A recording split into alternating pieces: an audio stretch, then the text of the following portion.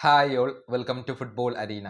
ഇന്നലെ ലാലിഗയിൽ നടന്ന മത്സരത്തിൽ എതിരില്ലാത്ത 2 ഗോളുകൾക്കാണ് റയൽ മാഡ്രിഡ് റയൽ ഒവീഡോയെ പരാജയപ്പെടുത്തിയത്. സാന്റിയാഗോ ബെർണാബുവിൽ വെച്ചുകൊണ്ടാണ് ഈ മത്സരം നടന്നത്. ഗോൺസാലോ ഗാർഷ്യ, ബെല്ലിംഗ്ഹാം എന്നിവരാണ് ഗോളുകൾ നേടിയത്. എന്നാൽ ഈ മത്സരത്തിനിടെ റയലിന്റെ പ്രസിഡന്റായ ഫ്ലോറന്റിനോ പെരസിന് സ്വന്തം ആരാധകരിൽ നിന്ന് തന്നെ പ്രതിഷേധങ്ങൾ ഏറ്റുവാങ്ങേണ്ടി വന്നിരുന്നു. റയൽ ആരാധകർ ഒരു ബാനർ ഉയർത്തി. ഫ്ലോറന്റിനോ പുറത്തു പോകൂ എന്നായിരുന്നു ബാനർ.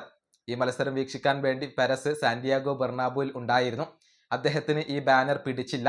അതുകൊണ്ട് തന്നെ സുരക്ഷാ ഉദ്യോഗസ്ഥരെ ഉപയോഗിച്ചുകൊണ്ട് പെരസ് ഈ ബാനർ മാറ്റി എന്നുള്ളതാണ്. ഇത് ആരാധകർക്കിടയിൽ വലിയ പ്രതിഷേധത്തിന് കാരണമായിട്ടുണ്ട്. റയലിന്റെ ആരാധകർ ആ സ്റ്റേഡിയത്തിൽ വെച്ചുകൊണ്ട് തന്നെ പെരസിനോട് വാക്കുതർക്കത്തിൽ ഏർപ്പെട്ടിട്ടുണ്ട്. അതിന്റെ വീഡിയോ ദൃശ്യങ്ങൾ ഇപ്പോൾ പുറത്തേക്ക് വന്നിട്ടുണ്ട്.